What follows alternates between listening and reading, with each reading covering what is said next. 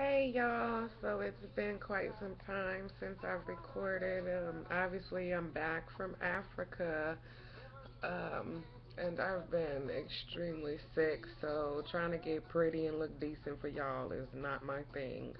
When I speak from my heart, I speak right where I am, right what I look like, right what I'm going through, right what I'm feeling. I'm not trying to um, play this role for y'all. I am who I am, and I'm very transparent. And I don't look um, amazing red carpet status 24/7. Trust.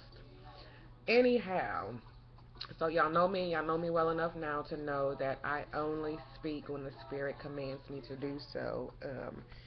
And so um, I had reposted a post that I had made last year that really resonated with my spirit, and because the universe, God, the Creator, Allah, the Most High, Source, Energy, Power, whatever you choose to call it, um, does what it does when it's supposed to do it. A sister reached out today and was contemplating suicide last night, and it really reminded me of those days and those nights and those moments where life felt so overwhelming, and I had tried everything to just be happy, to just have peace, and it just wasn't manifesting in my life.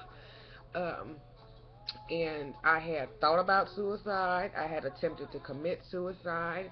I had taken the pills. I had drank myself to oblivion. I had been in every space other than cutting and or shooting myself in an attempt to rid myself of this world, because I felt as though I wasn't good enough to be here, and the people that said they loved me, they didn't really love me. So, what was the need for me to be here any longer? And trust and believe, every time that I have attempted to commit suicide and woke up the next morning, whether it be in my own bed or a hospital bed, I was very grateful to still be here.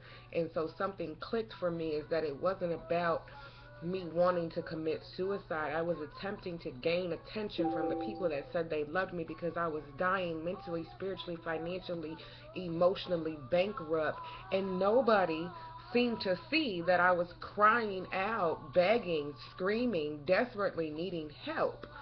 Um, but when you surround yourself with people of a certain caliber, you can't necessarily expect to receive love and help and support and a shoulder to lean on. Typically, when you run with the crowd that I used to run with, what you can get is some more drugs, what you can get is some more alcohol, what you can get is some more enabling, what you can get is some more negative, disturbing, um, illegitimate ass advice. You can get that. You can get that. They'll show you how to continue to kill and destroy yourself, but they will not show you how to love and empower and heal yourself. And so it really dawned on me that sisters need a space where we can just talk about the things that we're going through. Nobody has to have ideas on how, when, where, and all of this planning type of thing, but just a space where I can say, sister, you know what? It's been a rough day for me. I ain't really feeling it today. I'm tired of being a mommy. I'm tired of running this business. I'm tired of my man. I'm just tired, and I just need to be able to voice how I'm feeling without feeling constrained by life, by people, by family, by my children, because a lot of times, sisters, we got the world on our shoulders, and we can't say, listen, I'm pretty messed up right now and I just need a minute, because the world and our family and our children and our businesses and whatever we have going on demands so much of us that we don't get the opportunity to say, listen, pause, break, I need a minute. I need a minute, because there's never a minute. I was walking in from the grocery store a couple days ago, and I had like 6 bags. It was just me, and you know how we are. I ain't going back to that car, so I'm grabbing everything right now. And I'm walking into my complex, and an elderly woman behind me said, wait, baby, hold the door." So she doesn't realize that I'm linked over picking up groceries as I'm coming up, and she's asking me to hold the door. And she goes, "Oh, I'm sorry. Do you need some help with that?" I said, "No, I just need to maneuver my hand just right." And I went to pick up the bags, and she say, "Oh, we've been carrying that for a long time." she didn't even understand the power in her statement. And I just stood there for a minute like, that's so true. We've been carrying life on us as black women, women in general. We've been carrying our families, our children's, our children's friends. Sometimes we taking care of those babies in the neighborhood. We've been carrying so much baggage, mainly other people's. A lot of times when you clean away the surface of things, you're like, okay, I've been holding on to my homegirl's BS because I'm trying to be supportive of her. I've been holding on to my mama's BS because I'm trying to be supportive of her. I've been holding on to my man's mess because I'm trying to be supportive of him. I'm holding on to the boss's mess because I'm trying to be a good employee. I'm holding on to the teacher's mess because I'm trying to be a good student, or I'm trying to make sure my child is being taught well. We just holding on, carrying bags of all sorts of emotional garbage. And then by the time we cleanse all of that garbage away, we fail to even deal with our own selves. So then we wonder, why do I still feel bad? And I've eliminated all this garbage from my life because you haven't got down to the root, sister. What are you still holding on in your own life? What have you been carrying all these years, all these disappointments, all this pain, all this grief, and you have been unable to process that because life demands for us to pick up the pieces and keep moving, but we never get time to heal.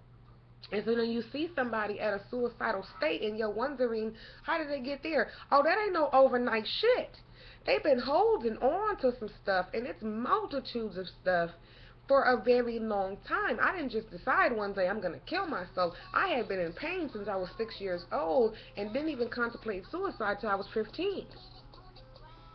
But I have been holding, carrying, muddling through life, merely existing, trying to get from one moment to the next.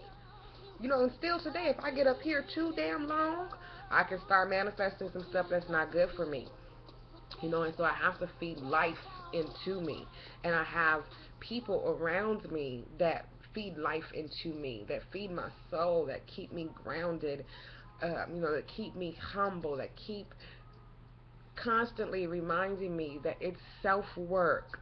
It's self, people. I can't say it enough. It's always going to come back to you.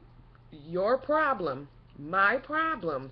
I'm looking at it. It's me. It's nobody else. It's you. You got to deal with the pain from the past.